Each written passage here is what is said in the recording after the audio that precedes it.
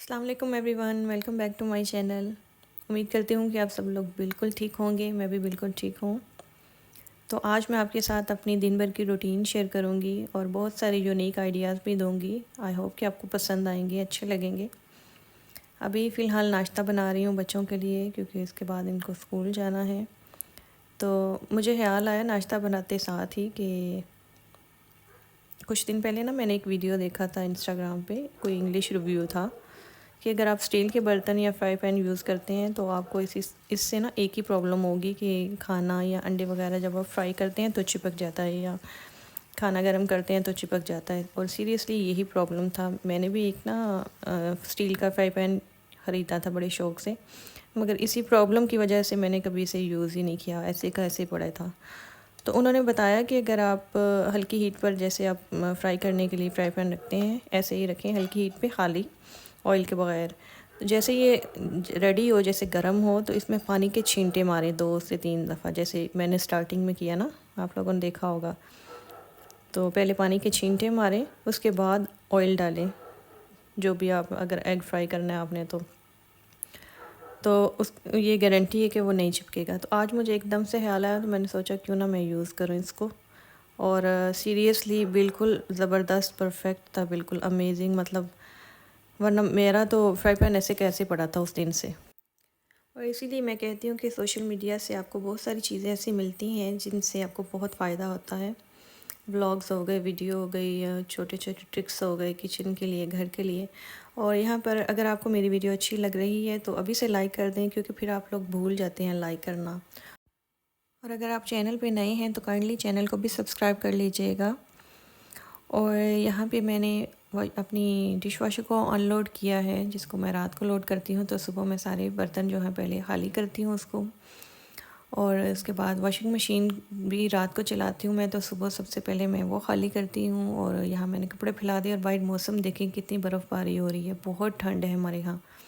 और साथ ही खाने रेडी करना है, क्योंकि क्लीनिंग मैंने स्किप की है आज की वीडियो में, इसलिए कि आप लोग रोज़ एक ही चीज़ देखते के बोर हो जाएंगे। तो मैं ये चाहती हूँ कि हर वीडियो में कुछ ना कुछ नया एडजस्ट करूँ, ताकि आप लोग भी इंजॉय करें। और प्लीज़ आप वीडियो देखने के बाद मुझे फ्री होके कमेंट किया करें, फ़ीडबैक दिया करें कि आपको वीडियो कैसी लगी, या आप किस किस्म की वीडियो देखना चाहते हैं, ताकि नेक्स्ट मैं उसी पे काम करूं। और यहाँ पे खाना रेडी कर रही हूँ। आज मैंने कीमा बनाना है, तो उसको मैं कुकर में रख के सारा रेडी करूँगी। और उसके बाद मैं भून लूँगी। जब ये अच्छे से गल जाएगा तो इसको भून लूँगी, सारी चीज़ें बीच में डाल के, तो मैं रेडी कर लूँगी। अब मैंने इसको लगा दिया है कुकर को। और अब जो है मैं सुबह नाश्ते वाले जो बर्तन थे वो धो लूँगी। तो जब मैं किचन में होती हूँ तो मैं कोई ना कोई कैबिनेट अपना जो है रीसेट कर लेती हूँ क्लीन करके। तो आज मैं अपना मेडिसिन का कैबिनेट जो है वो रीसेट करने लगी थी, तो मैंने सोचा वीडियो बना लूँ इसकी भी, ताकि मैं आप लोगों के साथ शेयर कर सकूँ। ये एक छोटी सी सेटिंग है जो हर घर में होती है या होनी चाहिए, स्पेशली बच्चों के लिए, बड़ों के लिए, स्पेशली बच्चों के लिए मैं कहूँगी, क्योंकि मेरे बच्चे भी जब छोटे थे तो मैंने तब से ये सेटिंग की हुई थी। और अल्हम्दुलिल्लाह मैं बहुत ईजी रही इनकी वजह से। ये बेसिक सी दवाइयाँ होंगी जो आप अपने घर में रखेंगे, क्योंकि आप लोग डॉक्टर्स के चक्कर लगा लगा के ना थक जाते हैं। बच्चे को फ़ीवर भी आए तो डॉक्टर 2-3 दवाइयाँ एक्स्ट्रा देते हैं आपको कि ये गले की भी ले लें, ये भी ले।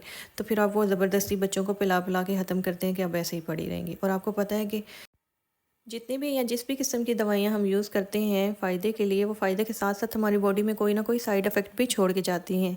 तो अपने बच्चों को भी बचाएं और टाइम भी बचाएं अपना, और वही टाइम अपनी सेल्फ़ को ग्रूम करने में लगाएं ना आप। ज़रूरी नहीं कि बच्चे भी दवाइयों की खुशबू में हों, और माँ भी। खुशबू तो नहीं, मैं कहूँगी स्मेल होती है एक दवाइयों की, अजीब सी तारी हो जाती है, और आपको लगता है कि सारा घर ही बीमार है। माँ भी उसकी की स्मेल में हो, और पूरा घर आपका जो है दवाइयों की स्मेल में हो। तो बच्चों को बचाएं और घर में ये छोटी सी सेटिंग रख लें, जिससे आपको फ़ौरी फ़ायदा भी मिल जाएगा और आपका वक्त भी बचेगा। खैर, ये सेटिंग तो ज़रूर होनी चाहिए घर में, चाहे आपको ज़रूरत पड़े या ना पड़े। मुझे बहुत कम ज़रूरत पड़ती है, सिवाय फ़ीवर की दवाई के मैंने बहुत कम दवाइयाँ यूज़ की हैं आज तक। और लेकिन फिर भी मैं रखती हूँ, क्योंकि अगर इमरजेंसी में बच्चे को खुदा ना सा रात को कान में दर्द हो जाए, इस किस्म की जो चीज़ें हैं, तो फिर उसके लिए होनी चाहिए इमरजेंसी किट कह लें, वो होनी चाहिए घर पे। तो इसलिए ये एक छोटा सा सेटअप ना होना चाहिए। चाहे आपके पास कैबिनेट ना सेट करें, एक बॉक्स में रख लें सारी चीज़ें, ठीक है। और मैंने अपने बच्चों के लिए देसी टोटके रखे हुए हैं, और अल्हम्दुलिल्लाह उन्हीं से उनको फ़र्क पड़ जाता है, और दवाइयों की ज़्यादा नौबत ही नहीं आती। और अच्छा है जितना आप दवाइयों को अवॉइड करें, कोशिश करें कि बच्चों को देसी चीज़ों से ही आराम आ जाए, क्योंकि आजकल आप जिस भी डॉक्टर को देखें ना, वो अपने घरों में देसी टोटके ही इस्तेमाल करते हैं। ये तो उनका बिज़नेस है कि अब मरीज़ आएंगे तो ही वो कमाएंगे ना। तो आप भी समझदारी से काम लें और चीज़ों पे फोकस करें। जो देसी चीज़ें हमारी, उनके कोई नुकसान नहीं है। अच्छा, और इसमें सबसे अहम ये चीज़ कि मैंने अपना जो मेडिसिन का कैबिनेट है वो किचन में रखा है, क्योंकि हम जिन ममालिक में रहते हैं यहाँ का मौसम ठंडा है, तो मेडिसिन जो है इन पे असर नहीं होता। सेकंड ये कि मेरे किचन का जो सेकंड डोर है वो लॉन की तरफ खुलता है, तो मैं कुकिंग करते हुए उसको खुला रखती हूँ हमेशा से, इसलिए प्रॉब्लम नहीं होती। मगर आप अगर एशियन ममालिक में रहते हैं, पाकिस्तान, इंडिया, बांग्लादेश में, तो आपको रिकमेंड करूँगी मैं कि प्लीज़ इनको किचन में ये कैबिनेट ना बनाएं। आप किसी बॉक्स में या किसी और अलमारी के कैबिनेट होते हैं, ड्रॉ वगैरह, उनमें ये सेटिंग कर लें, क्योंकि किचन में जो है हीटिंग प्रेशर जो होता है बहुत ज़्यादा होता है, और ये फ़ायदे के बजाय आपको नुकसान देती हैं। तो किचन में ना रखें प्लीज़। और दूसरा ये मेन चीज़ कि बच्चों की पहुंच से बहुत दूर हो, बच्चे वहाँ पे ना पहुंच सकें, ऐसी जगह पे रखें मेडिसन्स। तो जनाब, मेरी कुकिंग भी हो चुकी है डन और क्लीनिंग भी हो चुकी है डन। तो अब मैं अपना कैबिनेट आपके सामने ओपन करूँगी, इसको साफ़ सफाई करूँगी, और जो फिर उसका सामान है उसको आप लोगों के साथ शेयर करूँगी कि क्या क्या चीज़ें हैं जो मैंने अपने कैबिनेट में रखी हुई हैं, और आपको भी आइडिया मिलेगा। और दूसरा ये कि मैं भी अपनी जो एक्सपायर्ड हो जाती है मेडिसिन, उनको भी निकालती जाऊँगी साथ, और मेरा भी रीसेट हो जाएगा। तो सबसे पहले यहाँ पे है फ़ीवर चेक करने के लिए, बुखार चेक करने के लिए थर्मामीटर। ये आजकल एडवांस यही चल रहे हैं और ये बहुत इजी टू यूज़ है। कान में लगाएं 2 से 4 सेकंड्स के लिए, तो आपको ये सामने स्क्रीन पे नज़र आ जाएगा कि आपकी बच्चे की या आपकी बॉडी का क्या टेम्परेचर चल रहा है। तो अगर ये ज़्यादा हो तो इसकी एक साइन आता है रेड कलर का, इसका लाइट ऑन हो जाती है। और अगर ये नॉर्मल हो तो भी आपको लाइट से भी ये बता देता है, साइन कर देता है कि इट्स नॉर्मल।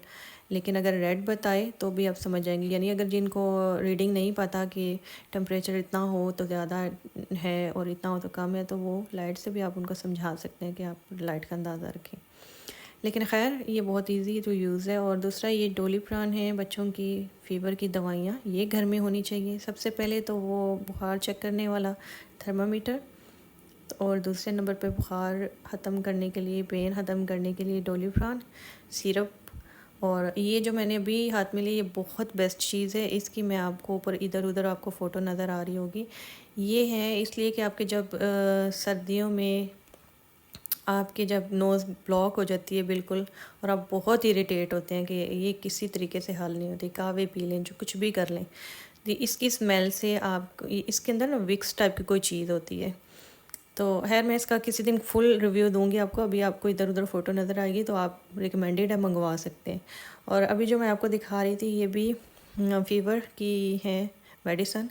अगर बच्चे सिरप नहीं लेना चाहते तो उनको गिलास में पाउडर की फॉर्म में हल करके दे दें, तो वो भी पी जाएंगे, तो उससे भी आराम आएगा। और ये जो है ये इम्यूनिटी के लिए है मेरा ख्याल है। हाँ जी, ये इम्यूनिटी सिस्टम के लिए है, उसको बूस्ट करती हैं, ये वो मेडिसन है। और ये जो है फ्लैजल की टैबलेट्स हैं, ये हम पाकिस्तान से लेके आए थे। जब पाकिस्तान बच्चे गए तो बहुत इनके पेट ख़राब और बहुत डिस्टर्ब थे, उस वक्त ली थी। लेकिन मैं यहाँ भी एक तो ले आई कि चलो अगर खुदा ना सही मसला था। लेकिन यहाँ अल्लाह का शुक्र है, आप इजी होते हैं, यूज़ करते हैं, हर चीज़, आपको तो कोई मसला नहीं होता, इनकी ज़रूरत ही नहीं पड़ी।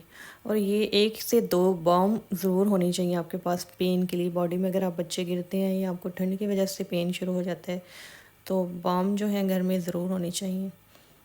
और सबसे इम्पोर्टेंट ये है first aid kit, emergency kit.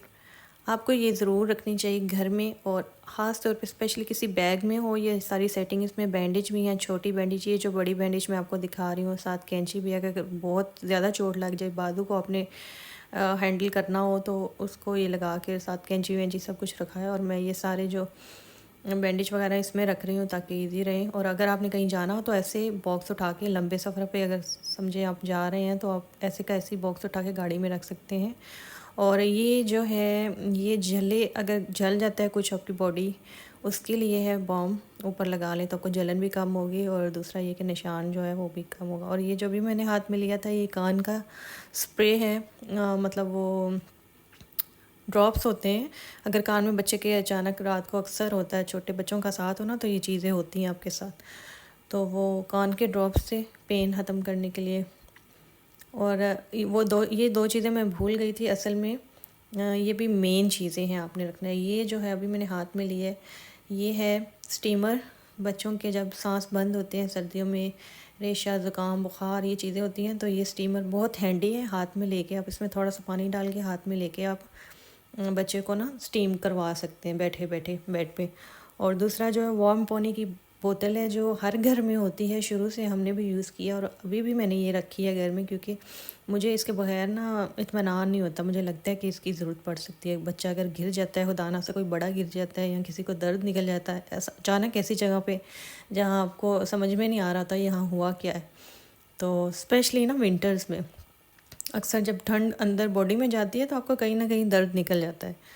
तो खैर इतनी यूज़ नहीं होती, लेकिन घर में मैं फिर भी कहूँगी घर में ये चीज़ें होनी चाहिए।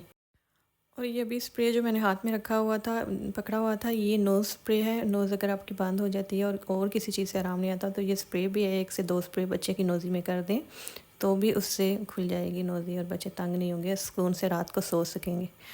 तो ये चीज़ें अपने दोबारा से नोट डाउन कर लेनी है। मैंने साथ साथ कुछ आगे पीछे हो गया बोलने में, लेकिन आप लोगों ने ना अगर किसी चीज़ की समझ नहीं आई तो मुझे कमेंट करके पूछ लेना, मैं दोबारा से इनका रिव्यू दूँगी।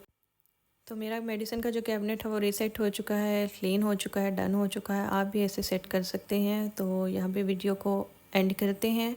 अपना बहुत सारा ख्याल रखिएगा। वीडियो अगर आपको अच्छी लगे तो प्लीज़ लाइक कीजिएगा, चैनल को सब्सक्राइब कीजिएगा। इंशाल्लाह मिलते हैं नेक्स्ट वीडियो के साथ। तब तक के लिए अल्लाह हाफिज़।